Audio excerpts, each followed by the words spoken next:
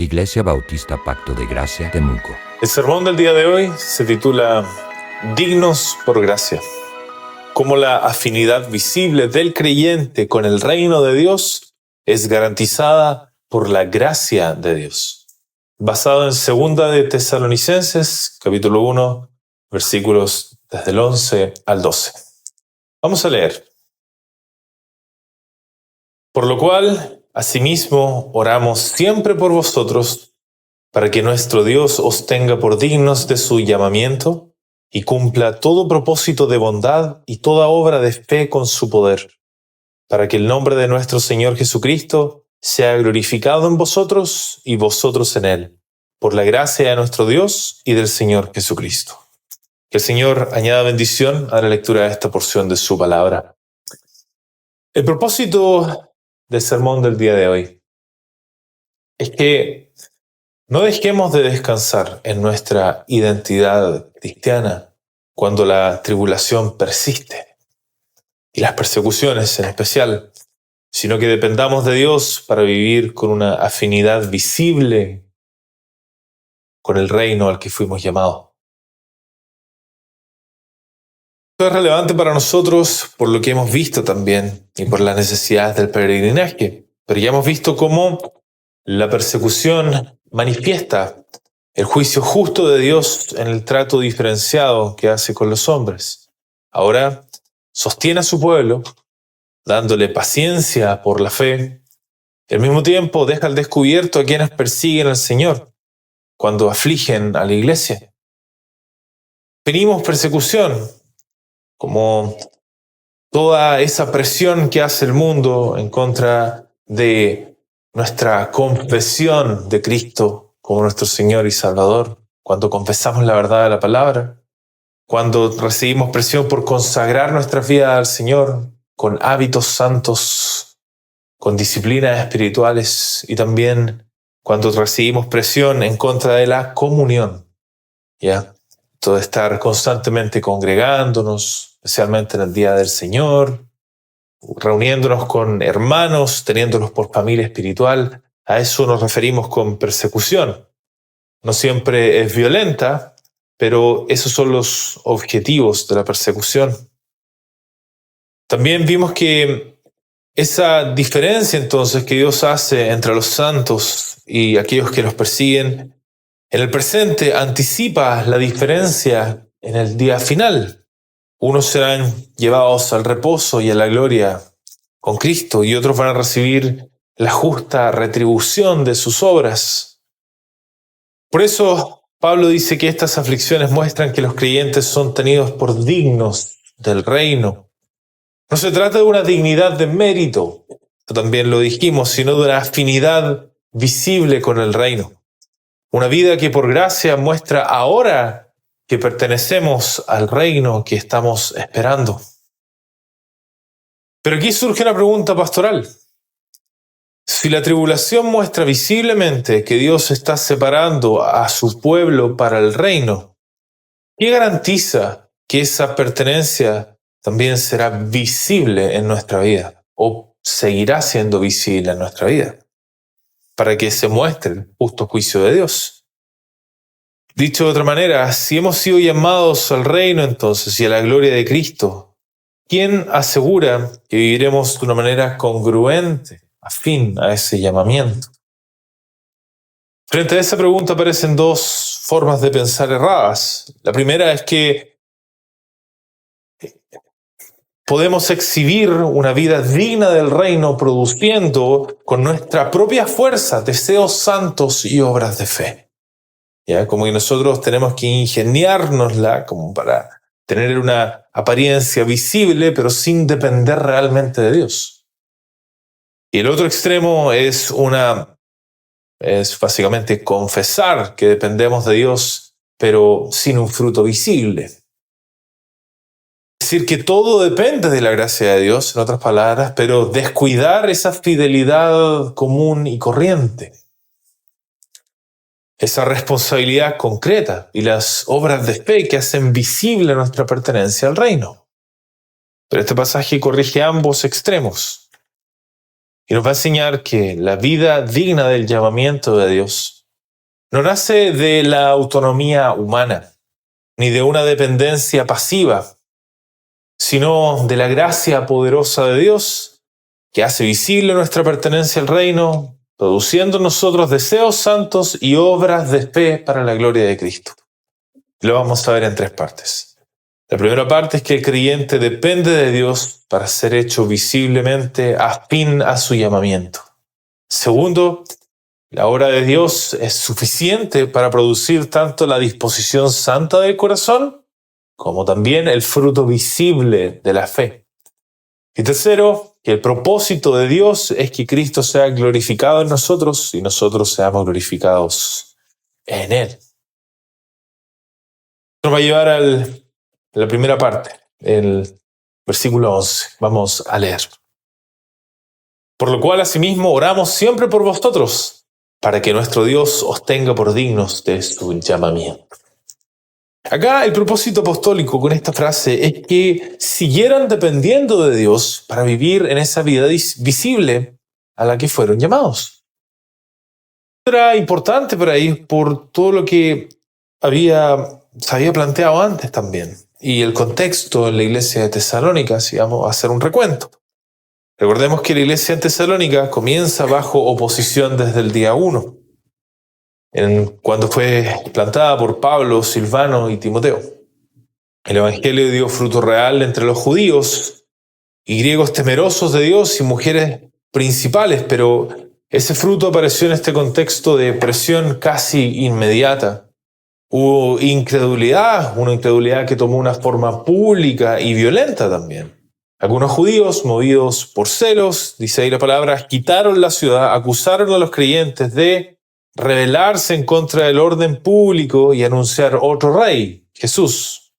Y esa oposición forzó la salida temprana de Pablo de Tesalónica. Tuvo que salir y finalmente dejó una iglesia joven, recién formada, en una situación vulnerable, humanamente hablando. Eran creyentes nuevos, enfrentaban una hostilidad abierta y debían aprender a permanecer firmes sin el apóstol. Por eso Pablo escribió primera de Tesalonicenses, para fortalecer su identidad en Cristo y afirmar su esperanza en medio de todos los dolores que estaban sufriendo. La carta les muestra que el sufrimiento que ellos tenían no desmiente que ellos pertenecen al Señor, sino que debe leerse a la luz de la fidelidad de Dios y la venida de Cristo. Como diciéndoles, el hecho de que les pasen estas cosas no es porque Dios los haya abandonado.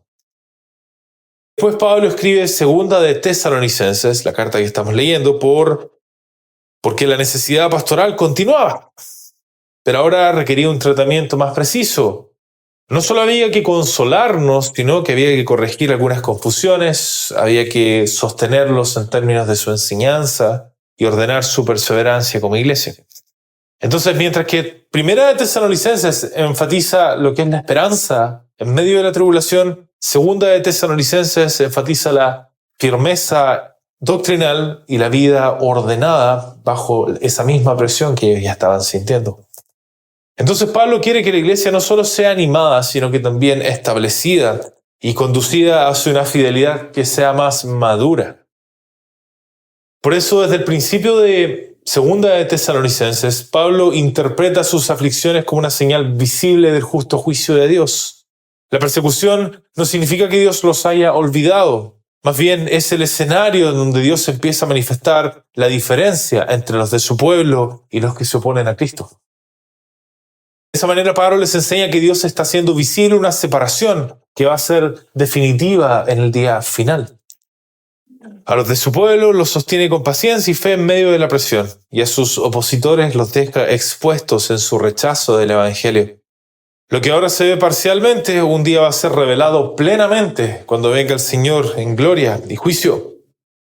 Pero esta enseñanza levanta una pregunta pastoral que es importante. Si Dios está mostrando quién pertenece a su reino, ¿quién hará visible esa pertenencia en la vida diaria de los creyentes? ¿Acaso los creyentes tenían que tomarse eso por sus manos completamente? ¿Cómo, en otras palabras, va a llegar la iglesia a vivir de una forma afín a ese llamamiento y a la gloria que espera en Cristo? Por eso Pablo dice esto, por lo cual, asimismo, oramos siempre por vosotros, para que nuestro Dios os tenga por dignos de su llamamiento.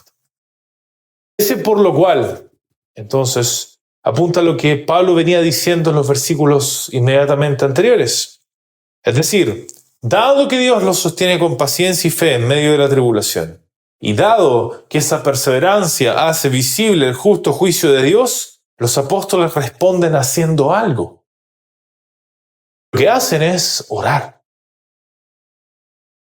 Y esto es clave porque Pablo acaba de mostrarles que su perseverancia bajo persecución no es algo pequeño, tampoco es algo accidental. Su vida visible, sostenida por Dios en medio de la aflicción, tiene una carga de significado que se extiende hasta el juicio final. Dios está mostrando ahora de manera visible la diferencia que un día será manifestada plenamente. Su pueblo será llevado al reposo y a la gloria, mientras sus enemigos reciben justa tribulación. Por eso levanta una pregunta pastoral enorme. ¿Cómo una iglesia débil, perseguida y limitada puede ser digna de algo tan majestuoso como el reino y la gloria de Dios? Hay una diferencia tremenda entre lo que se promete y lo que se ve en este momento. Por eso es tan importante que Pablo dirija su atención a Dios, no a ellos mismos. No les dice simplemente esfuércense para estar a la altura, sino oramos para que nuestro Dios los tenga por dignos. Notemos que Pablo no apela a una virtud que tuvieran los tesalonicenses. No está diciendo porque ustedes son esto, son buenos en este punto u otro, tienen que lograrlo como ustedes tienen potencial ni nada por el estilo. Como si la garantía estuviera en ellos mismos. No, tampoco ora desde la incertidumbre sobre si Dios finalmente va a salvar a su pueblo, porque ya les habló como creyentes amados, sostenidos y destinados a la gloria. Entonces tampoco les está diciendo que no son creyentes y como que tienen que llegar a serlo. Más bien, pide que Dios haga visible en ellos una vida congruente, una vida afín con el llamamiento que ya recibieron por gracia. Ser tenidos por dignos, entonces, no significa merecer el reino en este pasaje, sino ser hechos visiblemente afines al reino. Vivir ahora, en otras palabras, de una manera que corresponde a ese destino al que Dios nos llamó en Cristo. Y esto incluye sus disposiciones del corazón, incluye sus decisiones, su perseverancia y sus obras visibles, y todo como un anticipo de ahora o presente de la gloria venidera, de la gloria futura. En resumen, Pablo pide entonces que la vida visible de los tesalonicenses en medio de sus persecuciones sea hecha congruente, sea hecha afín al reino de Dios por la gracia poderosa de Dios. Y esto nos enseña que la garantía del creyente, ¿dónde está? No está en ellos mismos, sino en Dios, quien llama, sostiene y hace visible su obra en su pueblo. Esto nos lleva al primer punto, que el creyente depende de Dios para ser hecho visiblemente afín a su llamado. Es clave que comprendamos esta parte, hermanos. Dios no solo pone el querer en nosotros, sino que también el hacer. De modo que garantiza que su obra llegue a ser visible, que no se quede en lo interior nomás.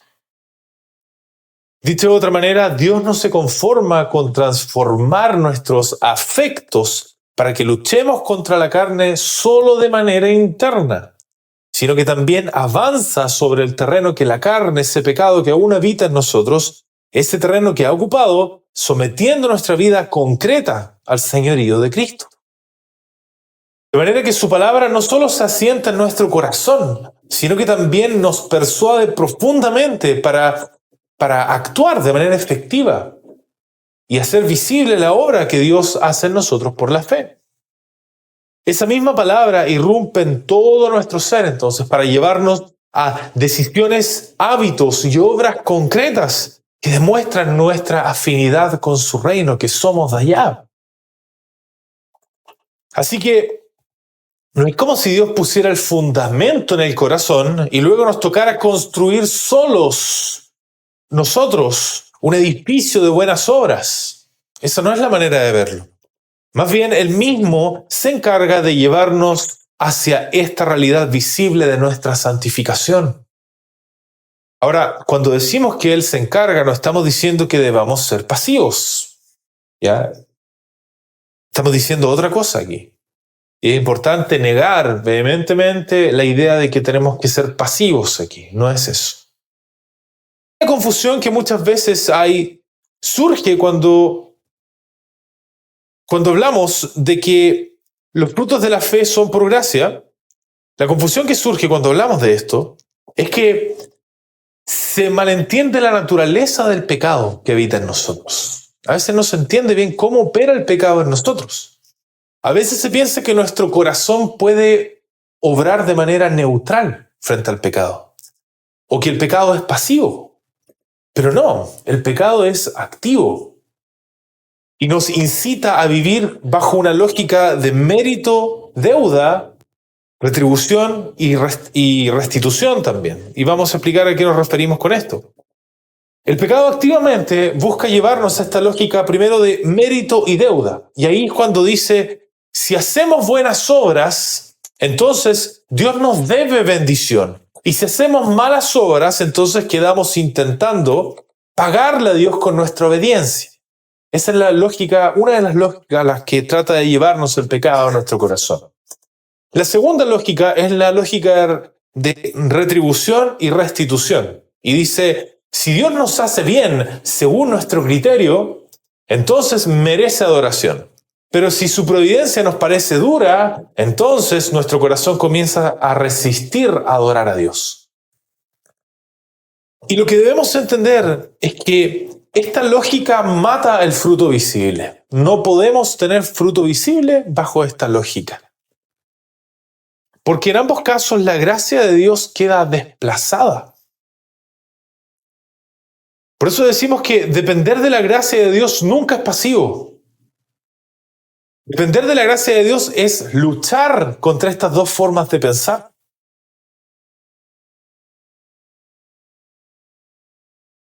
Esta dependencia de Dios rompe con esas dos lógicas y nos lleva a pelear entonces. ¿Y por qué? Porque por un lado confiesa esto. Depender de Dios confiesa que no hay fuente de virtud. Eso es lo primero.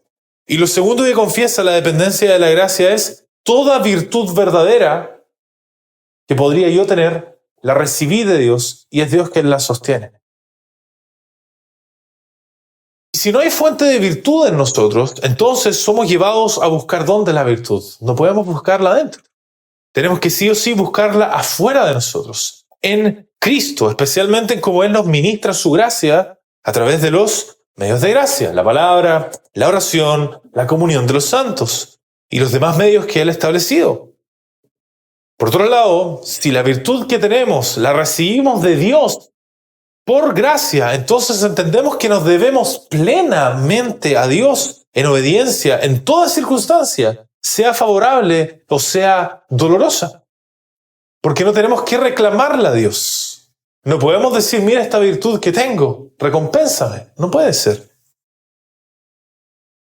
Entonces, solo cuando nuestra obediencia descansa así en la gracia podemos dar fruto visible para Dios. Todo lo demás, aunque pueda verse externamente piadoso, no es el fruto de fe que agrada a Dios. Que el Señor nos libre entonces de los dos extremos que podemos ver aquí. Por un lado, de esta visibilidad autosuficiente, es pensar que la vida digna del llamamiento se puede producir desde nuestra propia fuerza, nuestra propia disciplina, nuestras técnicas, nuestro temperamento, nuestro esfuerzo o capacidad moral. Este extremo sí quiere fruto visible, pero lo quiere producir sin descansar realmente en la gracia poderosa de Dios. Y la forma de pensar es, yo puedo demostrar con mi esfuerzo que soy digno del reino. O Dios ya hizo su parte, ahora me toca a mí estar a la altura. Esa no es la forma de pensar que Dios, hermanos, este error aparece hoy en formas de que hemos hablado en realidad. Hay un moralismo del rendimiento en donde se mide la espiritualidad por productividad espiritual, apariencia de orden, capacidad personal y todas esas cosas. Y también hay un discipulado de automejoramiento, donde la santificación se reduce a técnicas, a hábitos, a resultados visibles, pero en donde no hay una dependencia real de la gracia de Dios al final del día.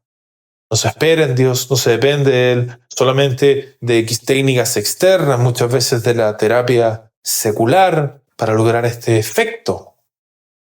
El segundo extremo es la dependencia estéril, es decir, que todo depende de Dios, pero usar esa verdad para descuidar la obediencia concreta, la responsabilidad diaria y el fruto visible de la fe. Este extremo habla mucho de gracia, pero separa la gracia del fruto que la gracia produce. Y acá la forma de pensar es, si Dios quiere cambiarme, entonces Él lo hará. Si Dios quiere cambiarme, Él lo hará. Yo no tengo que preocuparme tanto por obedecer. O estoy esperando que Dios obre en mí antes de actuar. Y esa no es la manera de descansar en el Señor. Este error aparece hoy en formas como la hipergracia, el antinomianismo que se le llama, donde la gracia se presenta de tal manera que la obediencia visible parece secundario o algo casi sospechoso.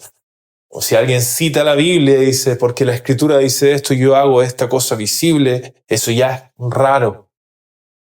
Y también aparece en el quietismo evangélico, en donde la dependencia de Dios se confunde con esto que hablábamos, la pasividad, falta de disciplina y ausencia de responsabilidad concreta delante del Señor.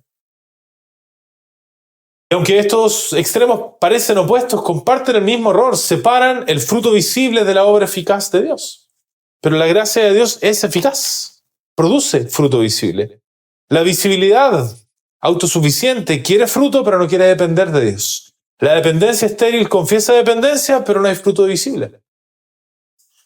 Pero queridos hermanos, Pablo corrige ambos errores cuando ora que Dios mismo cumpla con su poder todo propósito de bondad y toda obra de fe. Si la gracia verdadera no produce creyentes pasivos ni creyentes autosuficientes tampoco, sino creyentes dependientes que obedecen visiblemente por la obra poderosa de Dios. Es clave que examinemos nuestro corazón. ¿Estamos realmente descansando en la gracia de Dios cuando se trata de nuestras vidas visibles? Porque esta también debe ser nuestra oración, hermanos, que nuestro Señor nos haga visiblemente afines a este llamamiento que recibimos en Cristo. O quizás estamos de una u otra manera buscando hacernos afines por nuestras propias fuerzas. O suponiendo que ya somos suficientemente afines al reino y que no necesitamos recibir nada más de Dios para vivir conforme a su llamamiento. Esta pregunta es clave, hermanos, porque ninguno de nosotros debe confundir el camino cristiano con una búsqueda de automejora o autosanación. No se trata de eso. Todo lo que hacemos por fe, lo hacemos con la mirada puesta afuera de nosotros, en Cristo, donde está la verdadera virtud, donde está la verdadera sanidad del corazón. Así que obedecemos al Señor, entendiendo que no tenemos virtud propia como una fuente, ni tampoco tenemos una obediencia que alcanza el estándar de Dios por sí misma. No alcanza. Ni tampoco tenemos mérito que deje a Dios debiéndonos algo. Pero no por eso despreciamos la obediencia visible. Todo lo contrario, la desplegamos con fe. ¿Para qué? Para que el mundo vea en nosotros la obra de nuestro Señor. Una obra que desde ahora comienza a ser visible, el justo juicio de Dios en la salvación de sus santos. Así que eso vamos a decir en primer lugar. Y vamos a pasar ahora a la segunda parte del versículo 11. Dice todo lo anterior. Y dice, y cumpla. No solo lo anterior, sino que todo propósito de bondad y toda obra de fe con su poder. Y aquí el propósito de esta frase es que descansemos en la suficiencia del poder de Dios para vivir la vida visible que corresponda a nuestro llamamiento. Y esto es relevante porque Pablo acaba de demostrar que los creyentes dependen de Dios para ser tenidos por dignos de su llamamiento. Pero la pregunta ahora es, ¿hasta qué punto dependemos de Dios? ¿Cuál es el alcance de esa dependencia? Dios no solo llama a una vida digna, sino que también obra eficazmente para producirla en ellos. Y por eso dice, y cumpla todo propósito de bondad y toda obra de fe con su poder. Y aquí Pablo muestra el alcance entonces de la obra de Dios en los creyentes. Dios no comienza su obra para dejarla en medio camino, sino que la cumple con su poder. Y Pablo menciona dos dimensiones de esta obra. Dice, todo propósito de bondad y toda obra de fe. Todo propósito de bondad apunta a este beneplácito, a esto que le complace a Dios hacer, que es bueno y que Dios forma en sus santos.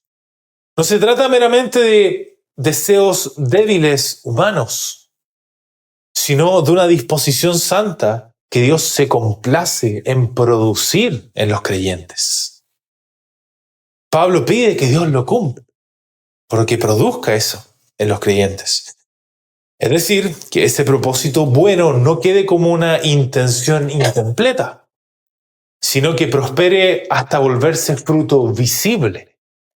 Así que la vida digna del llamamiento depende de la obra eficaz de Dios desde adentro hacia afuera. Dios produce la disposición santa y también la lleva a obras de fe con su poder. Y por eso dice, toda obra de fe. Y esto apunta al fruto visible de esa fe. Acciones concretas de obediencia, perseverancia y fidelidad que nacen de confiar en Cristo. Entonces Pablo no está diciendo que Dios solo ayuda externamente al creyente, sino que Dios obra desde adentro hacia afuera.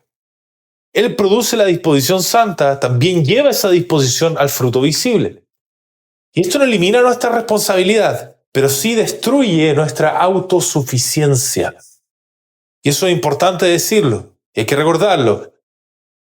No es que no seamos responsables, pero no somos autosuficientes. Y esa es la parte clave.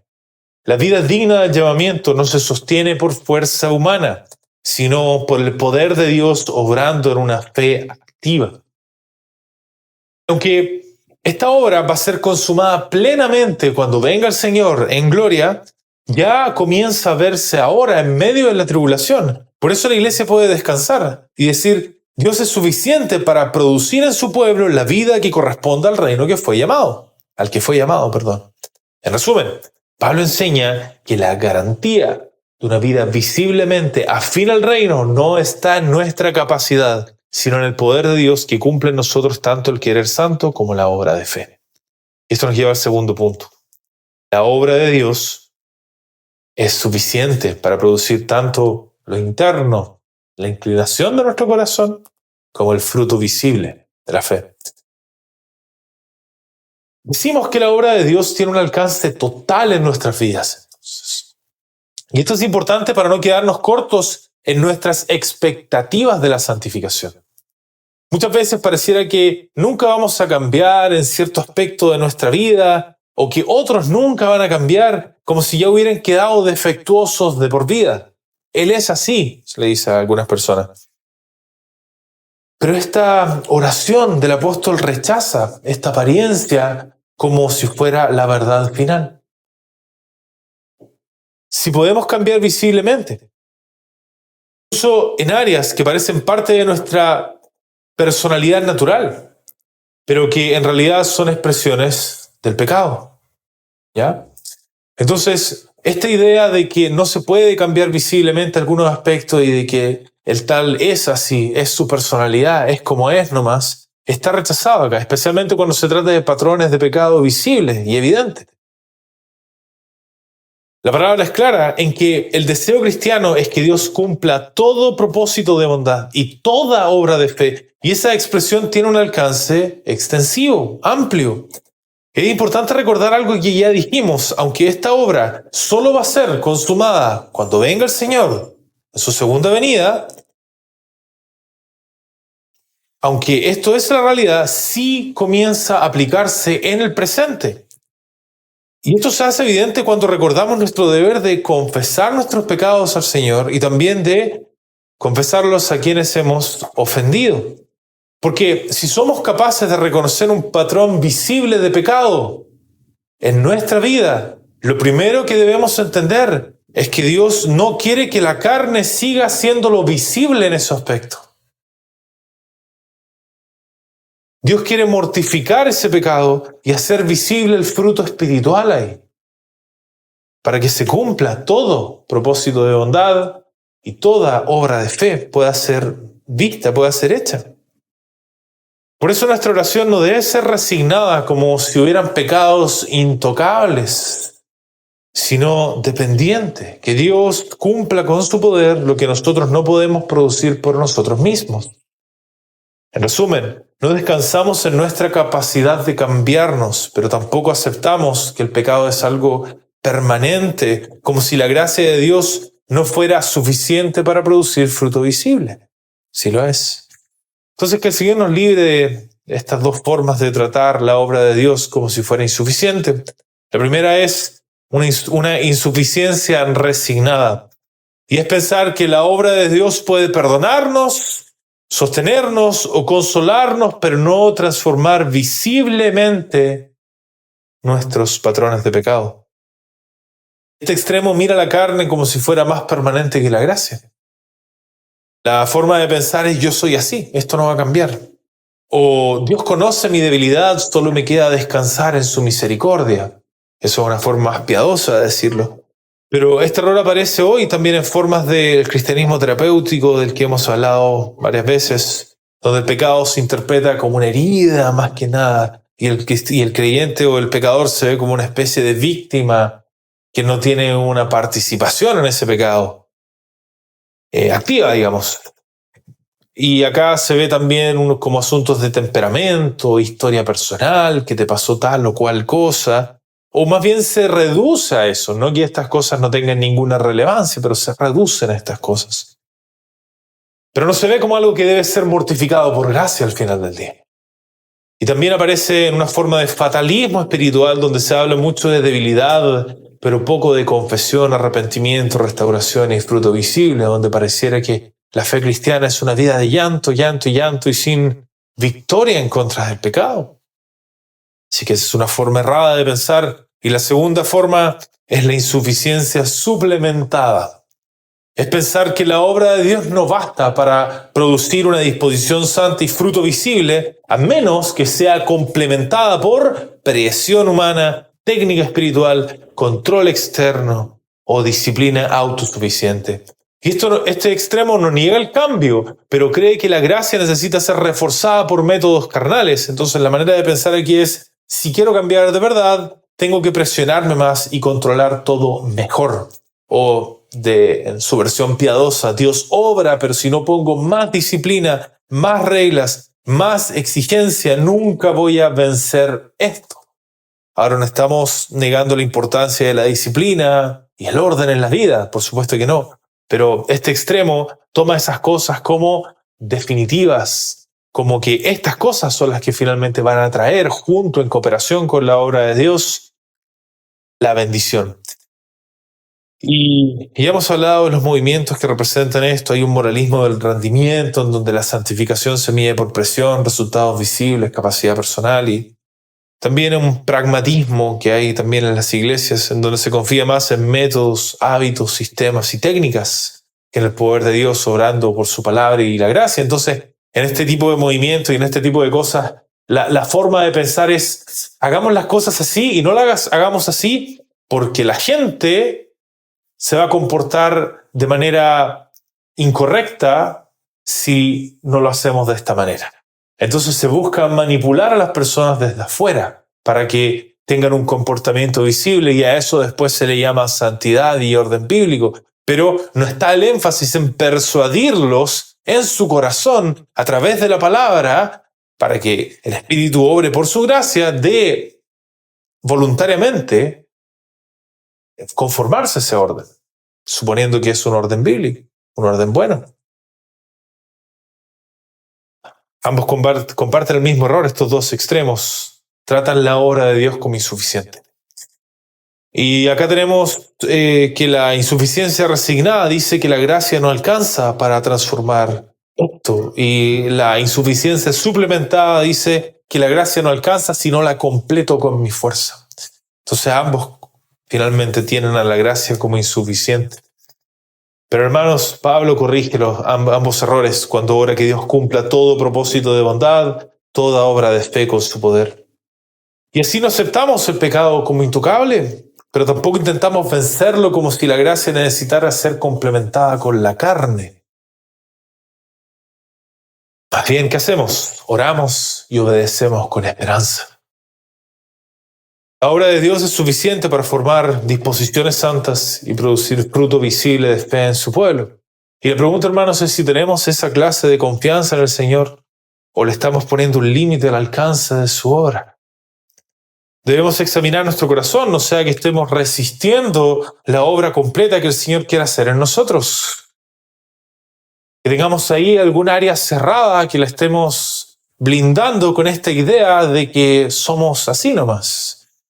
Y que es parte de lo que somos nomás. Es fácil atribuir ciertos pecados a lo que somos como si fueran simples rasgos de personalidad, heridas o límites inevitables. Y así terminamos justificando lo que el Señor quiere mortificar, esperando ser afirmados ¿en qué? En lo que Él quiere fuera de nuestras vidas. Sin embargo, nuevamente, el Señor quiere cambiarnos de manera visible en todo patrón de pecado que nos permite reconocer y nos da sus medios de gracia para ser tratados también por Él. Así que, hermanos, no hagamos paz con lo que Cristo vino a mortificar, ni intentemos vencerlo con la misma carne que debe ser vencida. Vayamos al Señor en oración, usemos sus medios de gracia con fe y esperemos de Él una obediencia visible que solo su poder puede producir. Es tan importante esto en nuestros días, hermanos, porque hoy en día con la irrupción de la terapia secular, muchas veces el pecado es llevado a una condición de una supuesta salud mental. Entonces, el pecado termina disfrazándose en un asunto de salud mental y termina tolerándose cosas que en realidad son frutos de la carne. Así que hay que tener mucho cuidado con eso en estos tiempos. Y esto nos va a llevar a la última parte, eso sí. Versículo 12. Para que el nombre de nuestro Señor Jesucristo sea glorificado en vosotros y vosotros en Él por la gracia de nuestro Dios y del Señor Jesucristo. Y el propósito apostólico acá es que vean que todo esto que les está diciendo apunta a un propósito final. Que el Señor sea glorificado en ellos y ellos en el Señor. Esto es importante decirlo porque el apóstol los acaba de orientar hacia la suficiencia del poder de Dios, pero no quiere que olviden cuál es el propósito final de todo lo que Dios hace por ellos. Esto era importante para que comprendieran que todo lo que Dios obra por su gracia tiene una meta trascendente que va más allá y que no descansa finalmente en ellos, sino en Dios mismo. Sus deseos santos y sus obras de fe, entonces, no son fines en sí mismos. ¿Ya? Todo lo que Dios obra por gracia en su pueblo apunta a algo más alto, que el Señor Jesucristo sea públicamente honrado en ellos. Por eso dice, para que el nombre de nuestro Señor Jesucristo sea glorificado en vosotros y vosotros en Él, por la gracia de nuestro Dios y del Señor Jesucristo. Aquí habla del nombre del Señor. Y es bueno recordar el significado que la palabra le da al término ese nombre. Un nombre en la palabra es más amplia que una mera etiqueta útil para llamar a una persona o registrarla en algún lado. Cuando la palabra habla del nombre de alguien, muchas veces no se refiere solo a una etiqueta verbal, sino a la persona identificada en cuanto conocida, reconocida o representada públicamente. Por eso se puede hablar de llamar por nombre, y eso son frases bíblicas, o de tener buen nombre, de actuar en nombre de otra persona, o de que los nombres estén escritos en el libro. Entonces, el nombre de nuestro Señor Jesucristo en este pasaje se refiere al Señor mismo en cuanto revelado por Dios, identificado públicamente por las criaturas y reconocido en su autoridad, carácter y gloria. Pablo dice que el fin último de Dios es que ese nombre o como decíamos, el Señor Jesucristo, en su calidad de reconocido públicamente, sea glorificado en su pueblo. Ahora, es útil ahora ir a la palabra glorificar. Glorificar en este sentido es ¿qué? Es hacer visible, reconocer y mostrar públicamente el peso, valor, honor y majestad de alguien. Pero como ya decíamos en el sermón pasado, Cristo no es glorificado de la misma manera en que nosotros somos glorificados.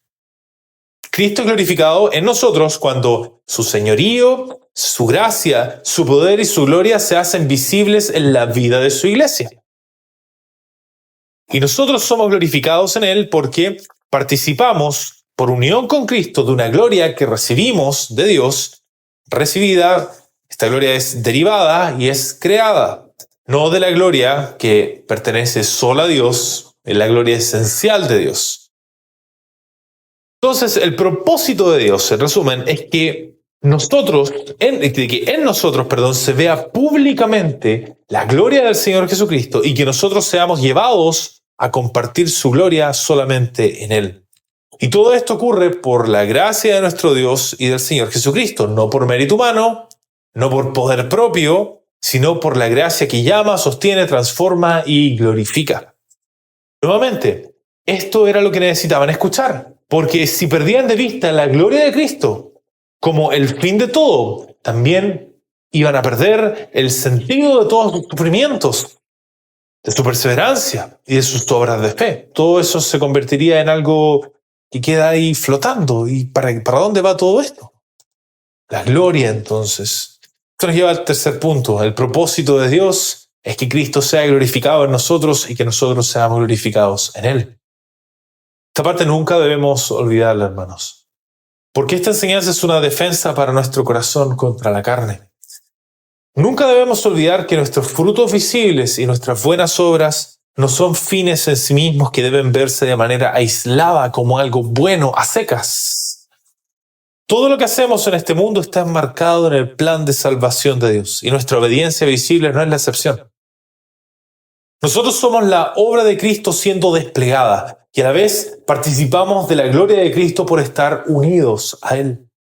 Así que cuando pensemos en nuestras buenas obras, cuando confesamos al Señor fielmente, cuando nos consagramos al Señor en algún aspecto de nuestra vida o cuando practicamos la comunión santa con los hermanos, nunca debemos olvidar que todo esto sirve a este propósito final, que Cristo sea manifestado, reconocido y glorificado públicamente en su pueblo. Lo que Dios hace en nosotros no es para que quede escondido, sino para que Cristo sea glorificado por su obra en nosotros, desde ahora y hasta el día en que venga por segunda vez. Y en esa misma unión con Cristo nosotros también somos glorificados en Él, ahora de manera progresiva, al ser conformados a su carácter y finalmente de manera plena cuando seamos hechos, como dice la palabra, semejantes a Él como criaturas redimidas.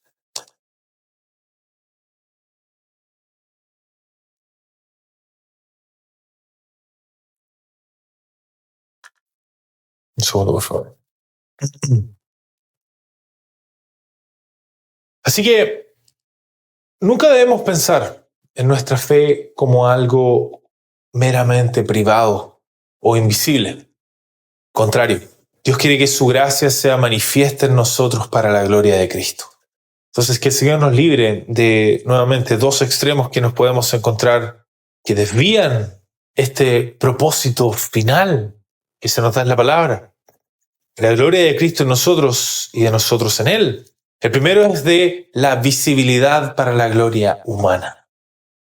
Es vivir con buenas obras y vivir esas buenas obras como una forma de mostrar nuestra madurez, nuestra piedad, nuestra disciplina o nuestra utilidad delante de otros. Este extremo sí busca fruto visible, pero lo usa como una plataforma para la reputación del creyente y no para la gloria de Cristo. Una frase directa representativa acá es: quiero que se note que soy un creyente serio y maduro. O solo quiero ser de buen testimonio. Y eso se puede decir. pero en el fondo busca ser admirado como un ejemplo espiritual. Este error aparece hoy en día en este cristianismo de celebridades que tenemos, donde la vida espiritual se mide por reputación, apariencia pública y aprobación de otros. Y también aparece en una cierta forma de activismo, en donde el servicio, la disciplina y las buenas obras se vuelven una manera de probar valor personal, diciendo, mira cuánto yo participo en la iglesia, mira cuántas cosas yo he hecho, cuántos años llevo de ministerio, etc.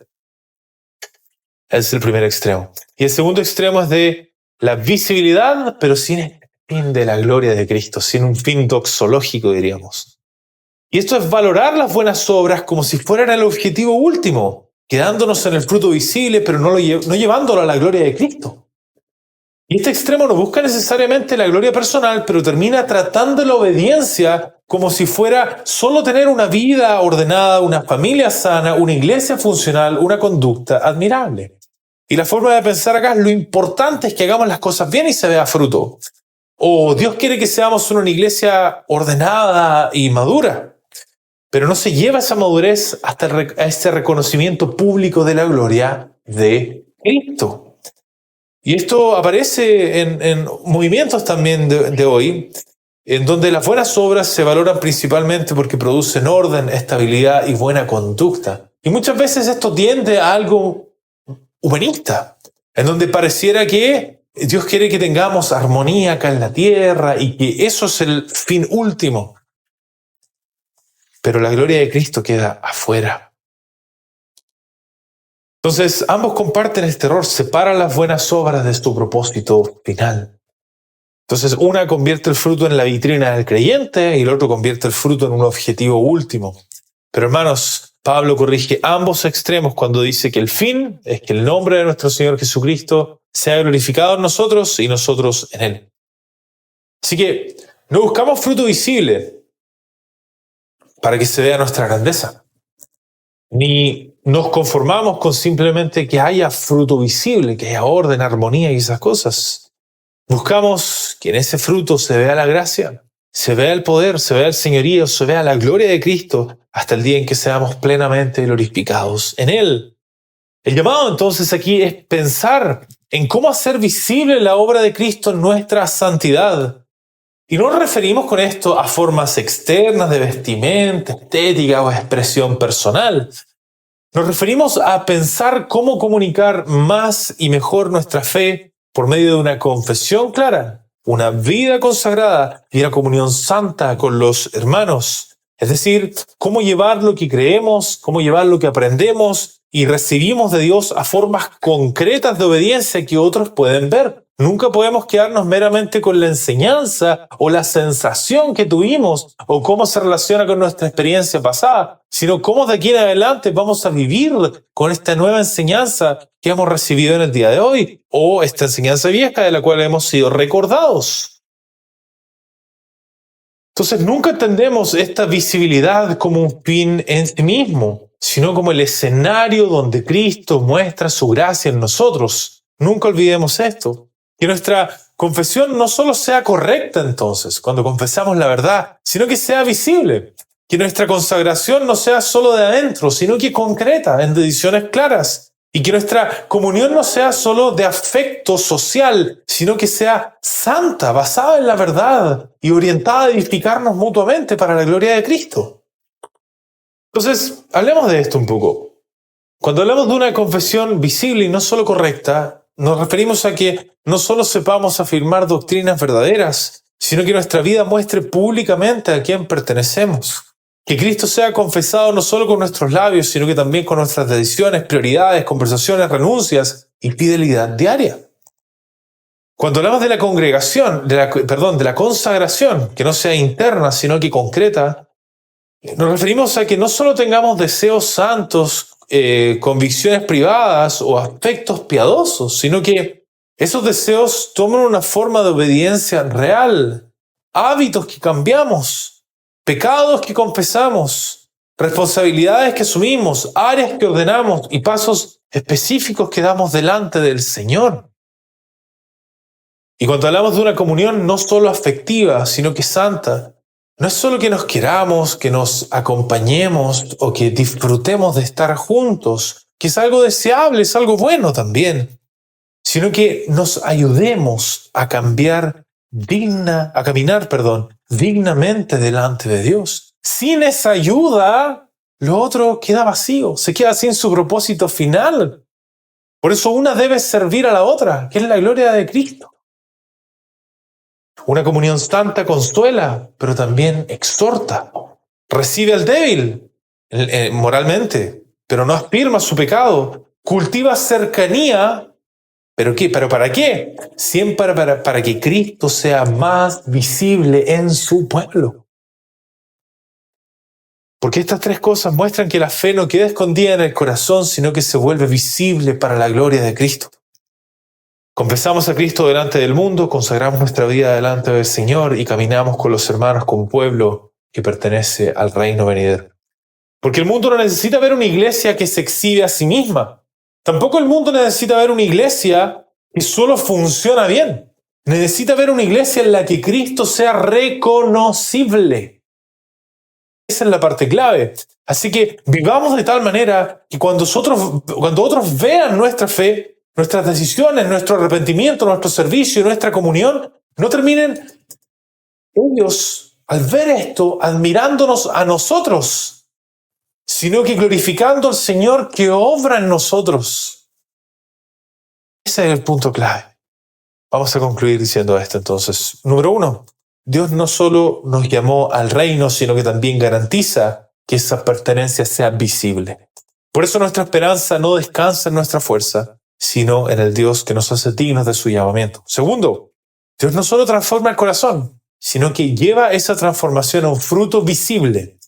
Por eso no aceptamos el pecado como intocable, ni intentamos vencerlo con la carne, sino que dependemos de su poder para toda obra de fe. Y por último, que Dios no solo produce fruto en nosotros, sino que ordena todo a la gloria de Cristo. Por eso nuestras buenas obras no son para nuestra reputación, ni son tampoco fines en sí mismas, sino el escenario donde Cristo es reconocido en su pueblo. Así que, hermanos, no vivamos sin intentarnos hacernos dignos por méritos, ni escondiendo una gracia sin fruto. Descansemos en Cristo, acudamos a su gracia y pidamos que Él nos haga vivir como lo que somos, dignos por gracia sobre Él. Que el Señor confirme esta enseñanza